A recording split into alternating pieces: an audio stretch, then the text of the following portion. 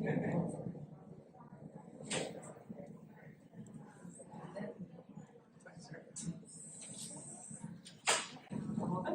we're gonna get started. Welcome to the first, or one of the first sessions of the Empowered Teacher Solutions Summit.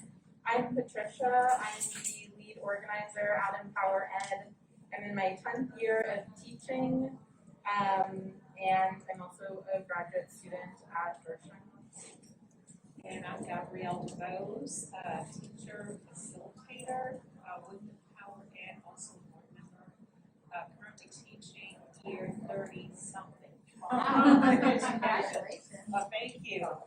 From private schools to charter to public to only my own art school for about 5 years. I've always been around young people. I would say my age, but I'm not going to do that. However, because of, I think, my work with children for such a long period of time, they absolutely keep me and keep my thoughts moving and progressing. So delighted to be here, co-hosting this session with Patricia on flexible scheduling. So we can get started. Also, Gabrielle and I are both DC. Okay, so our solution, like Gabrielle just said, is flexible scheduling. Before we jump into what flexible scheduling actually is, we did want to go over the issue, one of the issues that our teachers face in the district, which is, and one of the issues that our schools face in the district, which is teacher retention / teacher turnover. As you may or may not know, the average teacher turnover rate in DC is 25%. That's almost 10 percentage points higher than the national average. And we're going to see at the end of this year how the pandemic and the return to in-person learning has affected those numbers. Earlier this school year, we did a survey of over 500 teachers in the district in partnership with the WTU. And these were some of the reasons why teachers said they were thinking about leaving their position as teachers in DC. So one was burnout, another was lack of support, primarily from administrators, school leaders, district leaders as well. The workload beyond the actual teaching. So do we have any teachers or former teachers? So yes, we all know. Yes. We all just aspire. We have to grade, we have to plan, we have to, even if we have curriculum that's prepared for us, we have to make materials, contacting parents, checking in on students, etc., etc. Time, which is kind of related to the workload, and then pay was another reason why teachers listed they leave. So there are actually 5 models of flexible scheduling that Empower Ed researched this school year, but we have been proposing 3 at all of the budget hearings in front of the council. The first one is the enrichment day, which actually a lot of schools kind of used over virtual learning during the pandemic. The second is the reduced time model, and the third is the focus on new parents model. And if I could elaborate just a tad on the enrichment day, right? You recall that as DCPS educators, DCPS, where we had it Wednesday, Flex Monday, and so if DCPS were to bring that back, it would have so many opportunities for flexibility for teachers and for students and parents. That particular day, we were using it to have one-to-one tutorial sessions with students. We were using it to meet parents who are not always present in parent-teacher conferences. And so those 2 issues alone, we would have an enrichment day be added again to the schedule for DCPS. It would actually give us the opportunity to have small group sessions with students, one-to-one sessions with students, so that we can reach those who have experience, as the mayor often talks about, learning loss. Well, how do we actually, help kids to recover from learning loss if it is there? From a teacher standpoint, because we are boots on the ground, because we are personal with children all the time, we have all these great ideas to create the small groups and to create opportunities for students to access education better. But without flexibility within the schedule on a day-to-day basis, they remain ideas. And those children who are furthest from learning still have the gap that exists. Yes. I was just wondering if this proposal was the enrichment day considered a virtual day, or would it still be an in-person opportunity? Well, I would respond to that and say I think flexibility is key there in terms of how the principal, the school administration would agree to allow the teacher to use the flexible days. It could be virtual, or it could be in person. We still, we have this, with the advent of virtual learning, we have now flexible options available to us. So flexibility is key. Yes, I agree, and OSCE actually has on their website some guidelines for proposing a model that could include an enrichment day.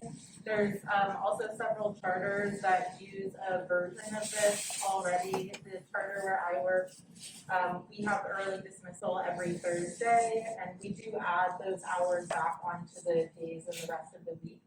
But that time is used predominantly for furthering student achievement through teacher professional development, but it could also be used for experiential learning, which one of our teachers, Sophia, has a poster board about outside. So to break it down a little bit further, the enrichment day, with the enrichment day model, 4 days of the week would be focused predominantly on the academic core classes, and then the 5th day you can have staff PD while you're also having experiential learning for students. And again, like Gabrielle said, it's flexible, it's up to the individual schools how they would actually want to model that enrichment day, but we envision it as a day that would lead to more collaboration between teachers, more time where you could get that support from your administrators, your coaches, your district leaders, school leaders, and also time when students could engage in experiential learning, internship opportunities for high schoolers, etc. The reduced time model has schedules remaining largely the same, but educators are able to reduce their time commitments to only 80 to 50% of the time. In talking to the teachers that we worked with as fellows this year at Empower Ed, a primary concern with this model was that the city would want pay to be decreased if we switch to this model. And we are still brainstorming about how to effectively convince people that we wouldn't want pay adjusted. We're just in this model really asking to be paid for all of that time that we put in outside of the school day and outside of the classroom teaching time. And if I'm listening for just a tad on the reduced time model, there's another option. There's always other options that can be considered. It doesn't always have to be a one-size-fits-all model that's supposed to work effectively for every school campus. With regards to reduced time, who's to say that some teachers would not engage a half-day schedule where you have 2 teachers that are covering one particular subject area, one set of classes. Because, I think one thing that COVID has taught us is that people are also open to entrepreneurial ideas and pursuing some other options as well. So just in terms of reduced time, if we can't have it to where although the schedule is reduced to 80-50% and teachers will still want to receive the same pay, perhaps there's flexibility options there where a shared teacher role could be very interesting and advantageous for some teachers. Again, I'm going to keep saying that the word flexibility is going to involve some type of disruption to the systemic systems and practices that are in place. But from an educator's standpoint, because our children are not one size fits all, nor our teachers, nor our school communities, flexibility does mean rolling the sleeves up, putting the time in to figure out how can we still make certain students still have the number of days in school, still have the number of hours per day to learn, but everything doesn't have to look like a cookie cutter fashion, because that hasn't worked for our children. When we take a look at where the achievement gap still is, it still remains. And so flexibility and doing things from a different standpoint has to at some point come into play. Yes, and I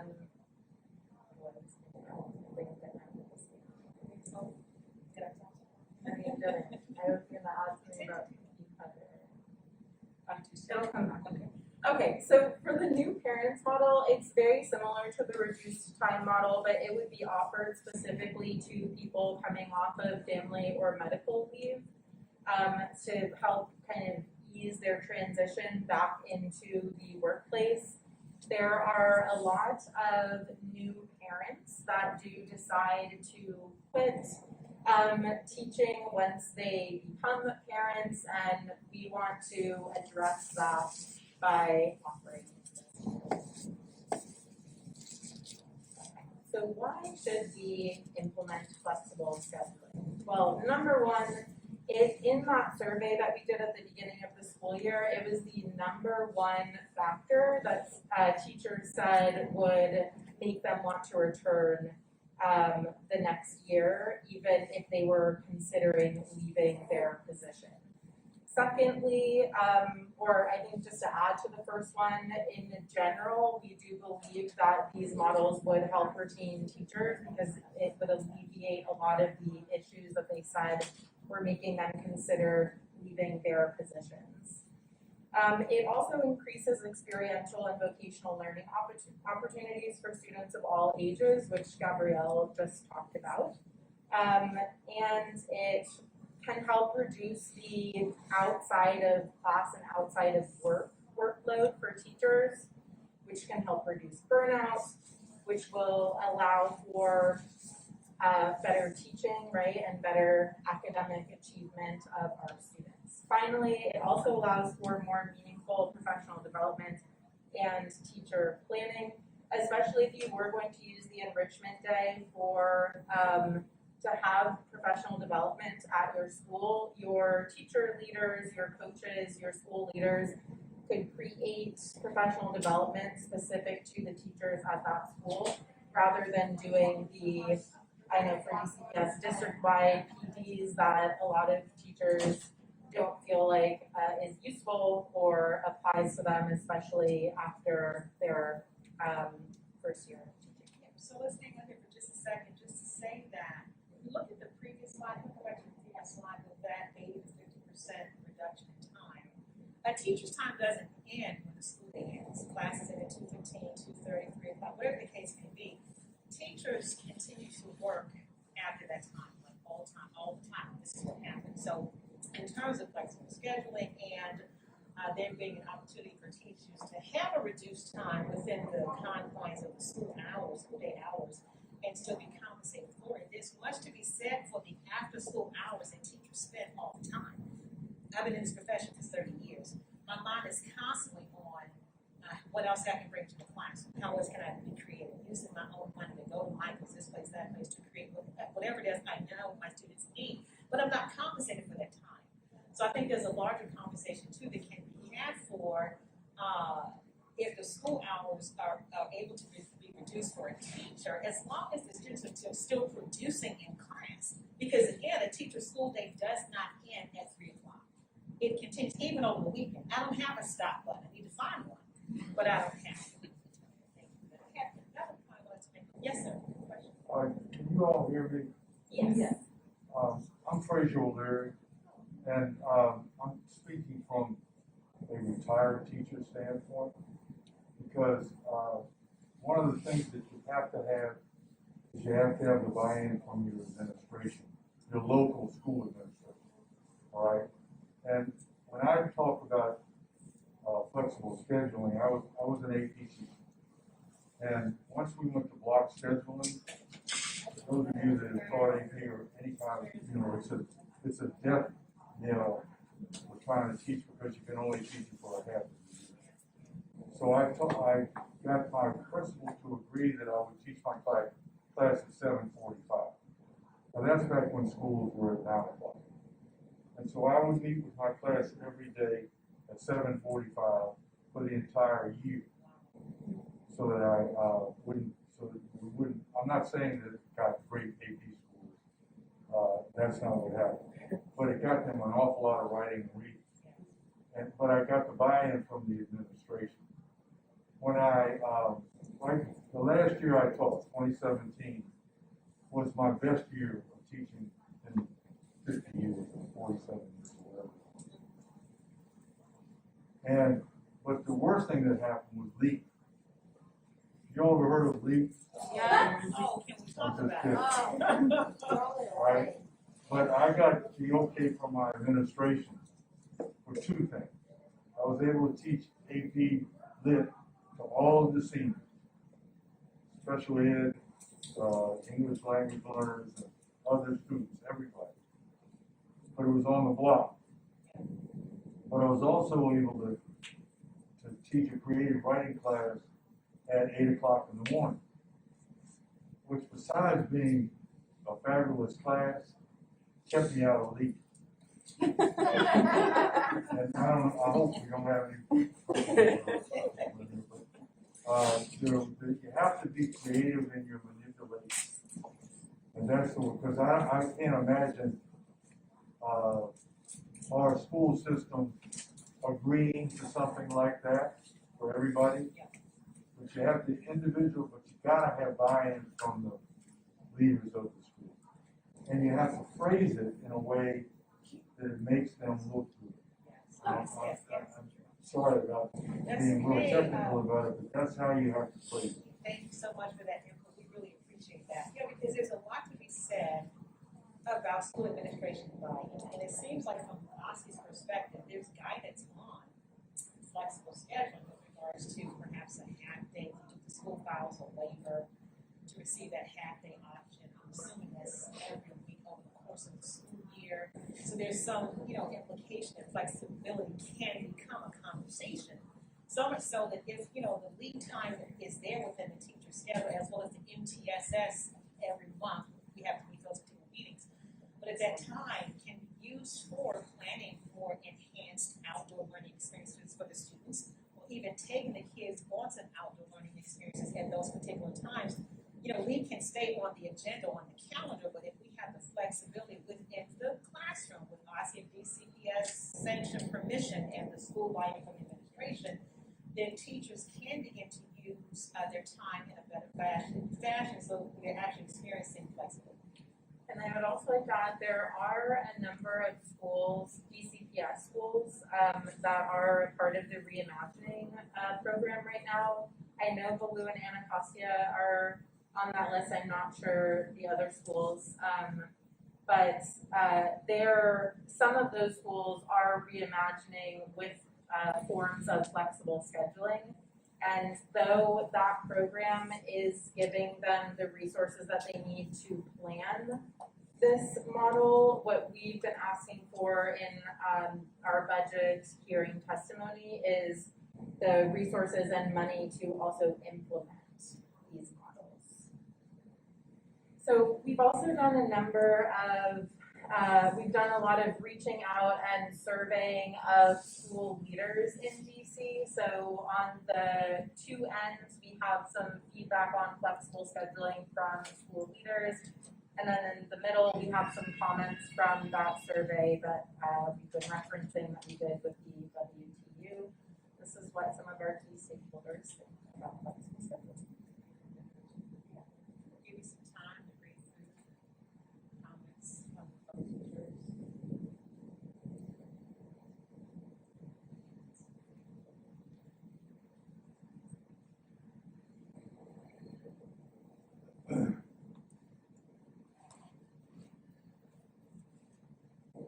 From the mouths of the educators that we want to see return to the classroom, as opposed to taking flight because of burnout, inflexibility, lack of creativity, all these kinds of things. Again, teachers have fabulous, wonderful ideas to enhance the learning experience for our students in the classroom, but oftentimes those ideas take flight because of the demand that's on teachers with regards to the lead meetings, et cetera, et cetera. Mr. O'Leary, oh my gosh, I think you do a hand clap. We're coming into the classroom at 7:45 in the morning to teach the AP class. That's That what was we do. phenomenal. I couldn't do it in the afternoons because I was coaching every afternoon.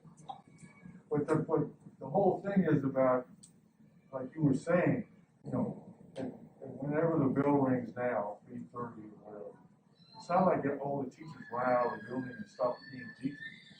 I mean, you've got to grade papers, you've got to get in touch with parents, you've got to do all those things. But but those aren't part of what you paid for. That's right.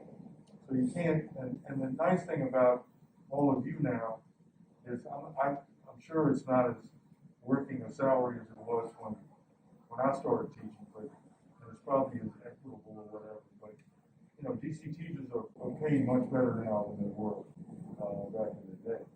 But you're not in it for the money. Nobody's ever been in it for the money. And if you're in it for the money, then you're in the wrong place. Our DC teachers, with the exception of a lot of our charter teachers, yeah. Okay, so some next steps before we jump into our discussion. To actually make flexible scheduling a reality in DC, we need to allocate funding, continue research, gather more feedback from key stakeholders, including teachers, students, families, and school leaders, involve our teachers in the planning of flexible scheduling, what it would look like at their schools, and then enact policy changes that can make flexible scheduling a reality at all of our schools. Now that we've gone through all of that information, we'd like you guys to turn and talk to the people around you. We don't really have tables, so it's a table talk. We're gonna give you guys about 15 minutes to discuss the following questions. You just visit around, listen, and partake.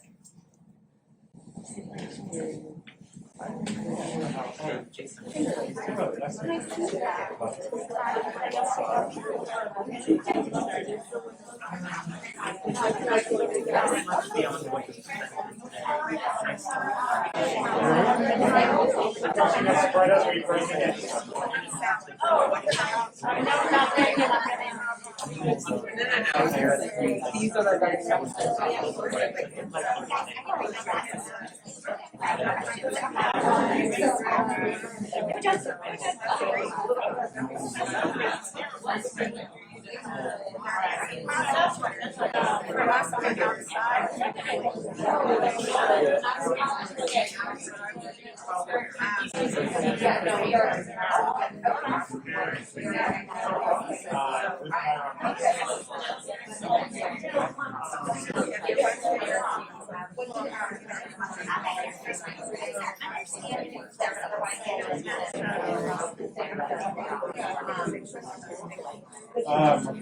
I'll try as a good student and solve the first slides breaks down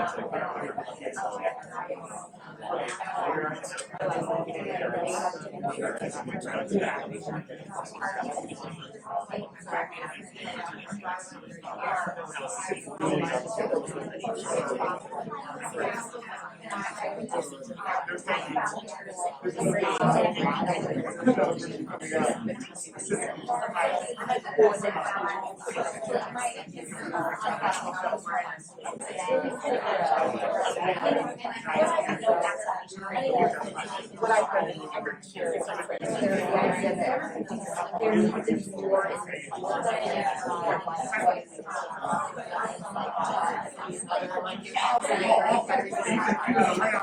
so there's that helping teachers lighten the load. And it's some different parts of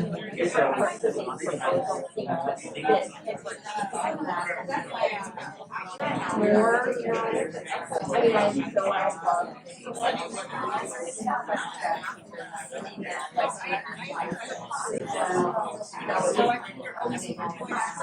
and then this like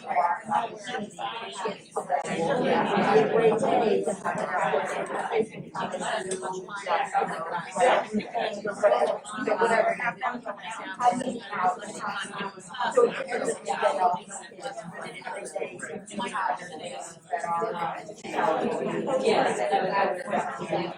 all the things that we think, oh, if only we had time for yoga, if only we had time for and then there are other part of the yellow, what is that? You're like, I don't teach anymore. but it's like, and you're rotating through.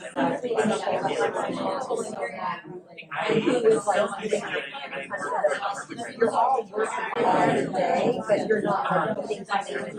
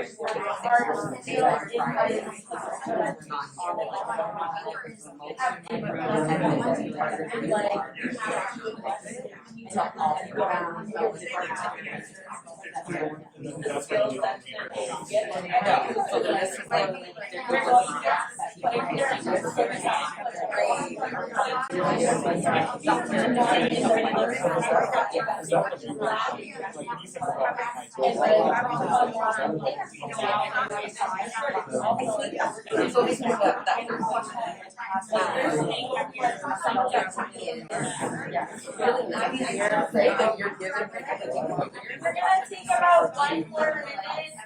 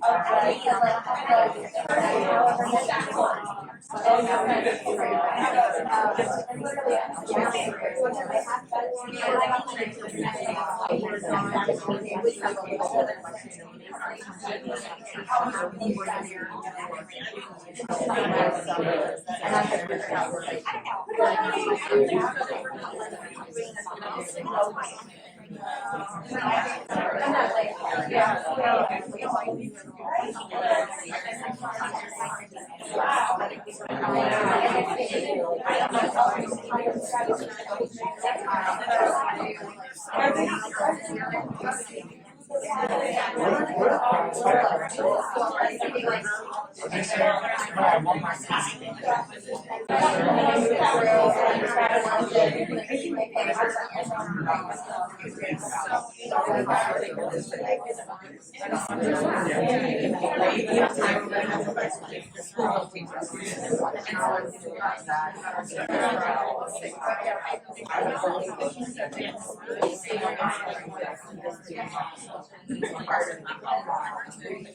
right, we're gonna come back in 3, 2, 1. Does anybody want to share something that they talked about in their an answer that they really want to share with everyone? I think I start. We discussed how the word disruption is usually looked at as a negative connotation in education, and we want to change the meaning to a positive connotation because disrupting the schedule is necessary and disrupting the systems we have right now is necessary to really close these achievement gaps, provide opportunities for students, get them, students and families invested in coming back to education. When students were virtual, I teach elementary school, and so many of my students were relying on middle and high school siblings to get them up, get them dressed, get them logged in, get their assignments done. And I think about the impact that has on those older siblings who couldn't do their assignments and focus on their classes because they're so invested in their younger sibling. So how do we get those students back involved in their education? How do we get parents to see the value of it after that experience?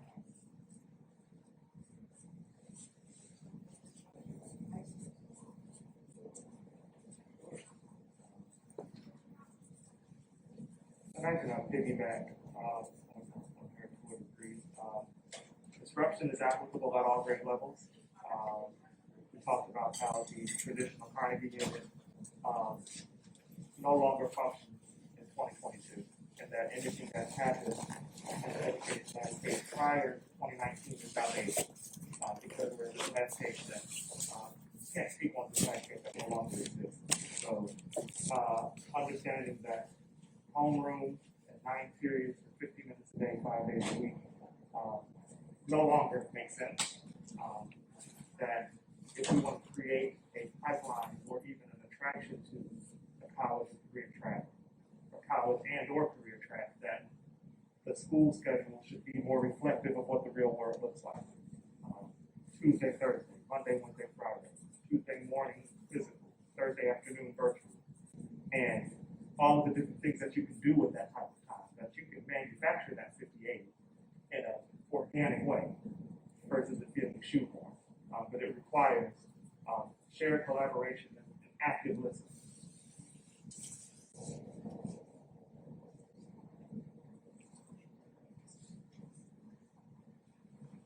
We had a great discussion. It was really, really fun. One of the pieces of data that we talked around was the center pillar, this idea about reducing time could potentially be reframed to reducing instructional time in front of the classroom. And then there's really nice international data that OECD puts out demonstrating that nationally among or internationally, among our global peers, teachers in the United States spend more time than teachers in other countries actually in front of a classroom instructing students. And so that reducing that instructional time could potentially free up some additional time for more things like group and connecting with parents, all of those activities that we know teachers spend lots of time on, but don't actually look like traditional teaching.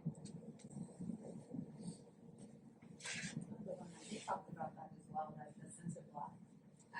It depends on what that would look like in 5-year school community. And so, like with first year teachers, second year teachers have reduced time, and more veteran teachers not. But in exchange, I think the framing to just say, well, they're not teaching. Anyone who's in the school, there's so many other things you could be doing so that you wouldn't have to, your salary would be compromised, but you could frame the school community, ex-teachers teach these ways based on something. But how can it be reframed so that it's not, the reduced part triggers people and makes it seem like there's something not happening when everyone knows that there's a lot of things happening. But how can the school community design that for themselves? And then if there were additional investments, which I think when you reference, like, what is that amount? So like, if you did want to stand it up, how many more teachers would you need in the school to reduce the level of Yes.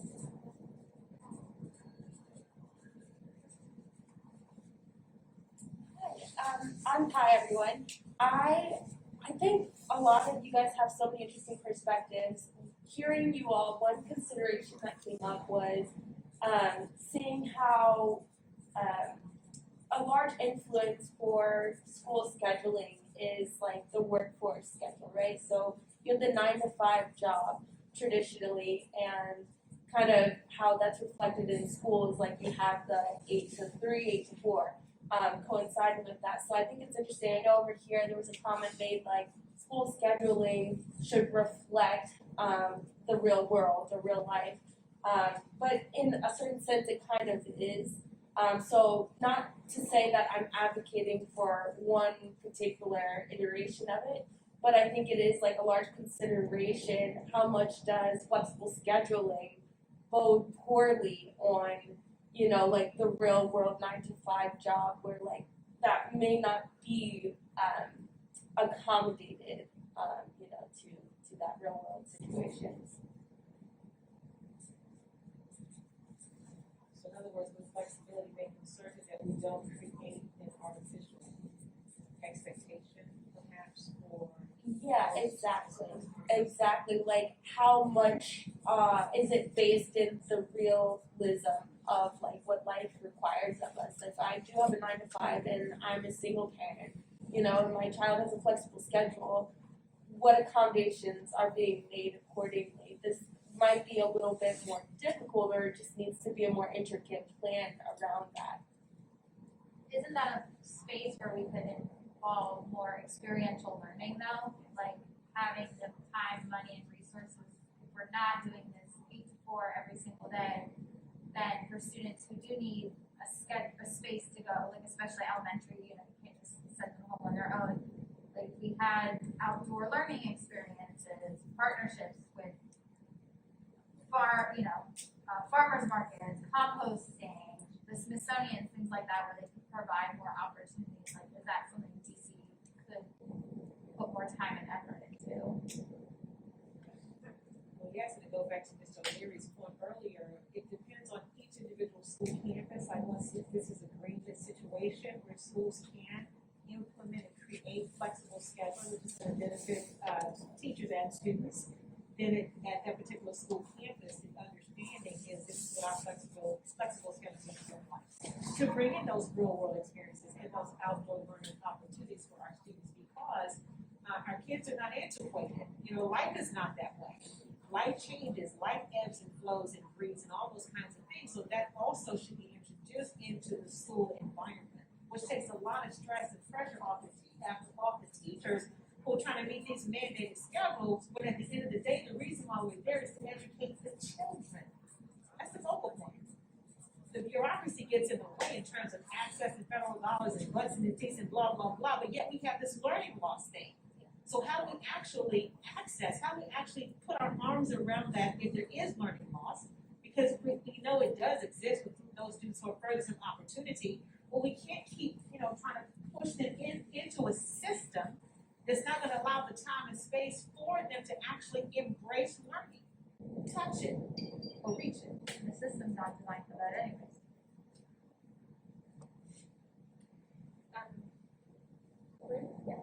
So just to add on to that, I mean, part of what we talked about is if we're to provide these other experiences to our kids while teachers are doing other things, there is a cost to that.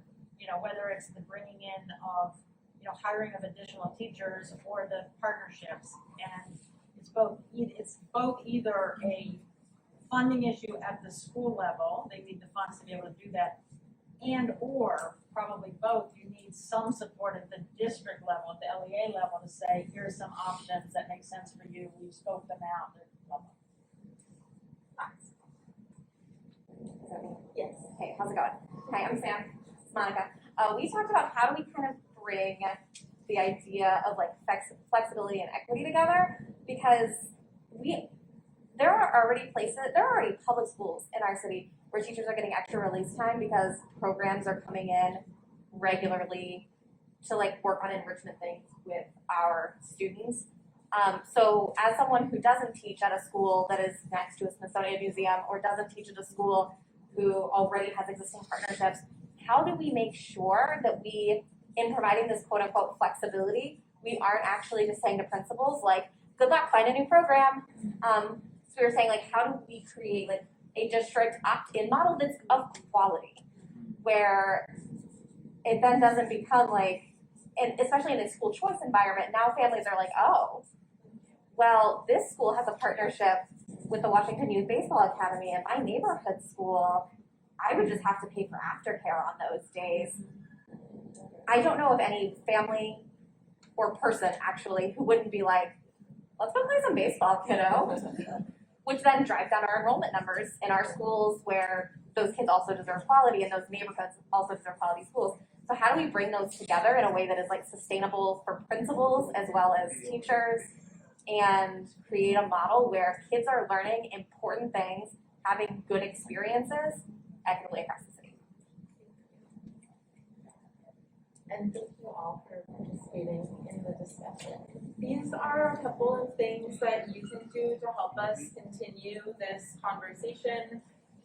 Scott has QR codes for becoming a donor and following us on social media. I believe the QR code also links to pages on our website where you can learn more about this.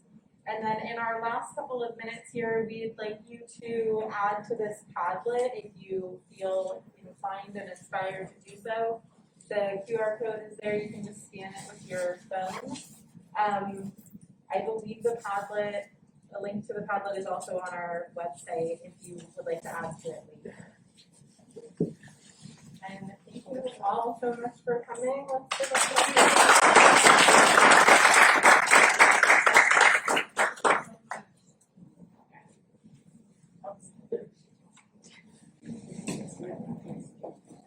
And shameless plug, if you're gonna stick around in 19 minutes, Alice and I are gonna also engage in talking about literacy, so. When you're all done here, the room in the back corner over there is lunch, so feel free to go grab lunch. We'll have like 15-20 minutes until the next session.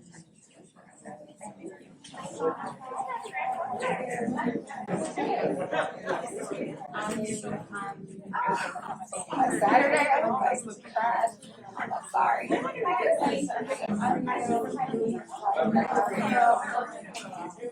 I'm excited for your session, of course.